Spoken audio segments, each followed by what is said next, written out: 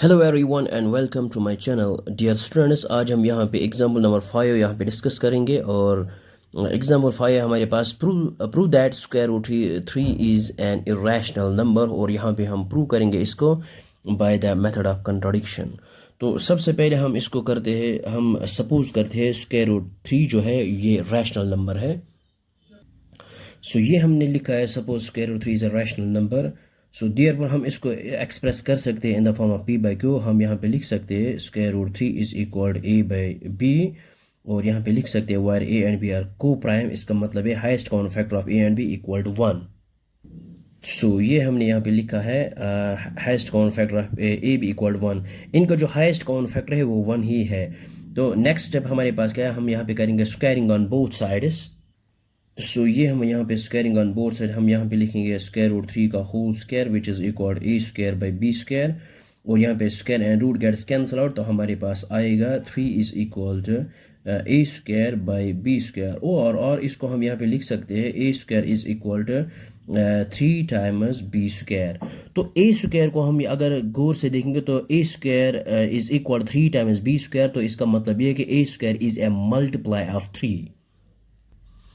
सो अगर a square multiply of 3 है, multiply of 3 का मतलब ये होता है 3 का टेबल आप पढ़ो, 3 1 और 3, 3 इंटू 3 9, 3 इंटू 4 12 एंड सो ये होते हैं मल्टीप्लाइज ऑफ 3 का टेबल जो आते हैं 3 के टेबल में वही होते हैं 3 के multiplies.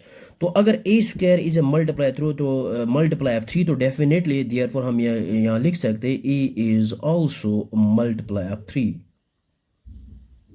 So is a is also multiple of 3। अगर ए मल्टीपल ऑफ 3 है तो इसको हम इस तरह एक्सप्रेस कर सकते हैं a is equal to 3 times के वायर के इज सम इंटीजर, वायर के इज सम इंटीजर। ओके, तो यहाँ पे के का आप कोई भी इंटीजर पुट करो, यहाँ पे हमारे पास मल्टीप्लाइज ऑफ यहाँ 3 मिलेंगे। और हम यहाँ पे क्या करेंगे, इसको हम इक्वेशन फर्स्ट मान लेते हैं और यहाँ पे हम क्या करेंगे, put value of A in equation first. और ये हमारे पास इक्वेशन फर्स्ट है और ए की जगह हम यहाँ पे पुट करेंगे 3 के, तो हमारे पास आएगा 3 के का whole square which is equal to 3 B square. तो ये बन जाएगा 3 into 3 which is equal to 9 K square which is equal to 3 B square. तो यहाँ पे हम क्या करेंगे, कैंसिल आउट करेंगे 3 1 और 3, 3 into 3 which is equal to 9। तो हमारे पास आएगा और हम यहाँ पे लिख सकते हैं B square is equal to 3 times K square. So यहाँ पर भी सेम कंडीशन आई है जिस तरह यहाँ पे आया था a square is equal to 3 times b square, तो यहाँ पे यही कंडीशन आई है b square is equal to 3 times k. तो इसका मतलब ये कि b square is a multiply of 3। So अगर बी स्क्वायर मल्टीप्लाई ऑफ 3 है तो डेफिनेटली जिस तरह यहाँ पे लिखा है A is also multiply of 3, तो यहाँ भी लिख सकते हैं हम then definitely B is also multiply of 3।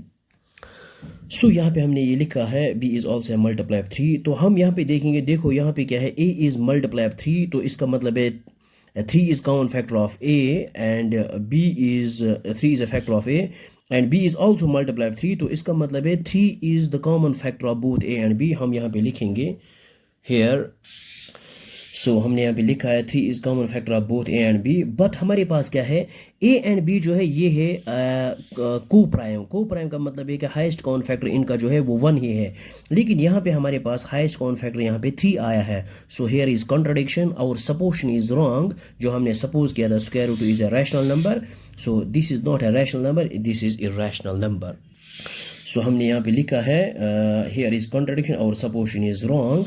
तो जो हमने सपोज किया था वो रॉन्ग है, हम यहाँ पे लिख सकते हैं therefore square root 3 is an irrational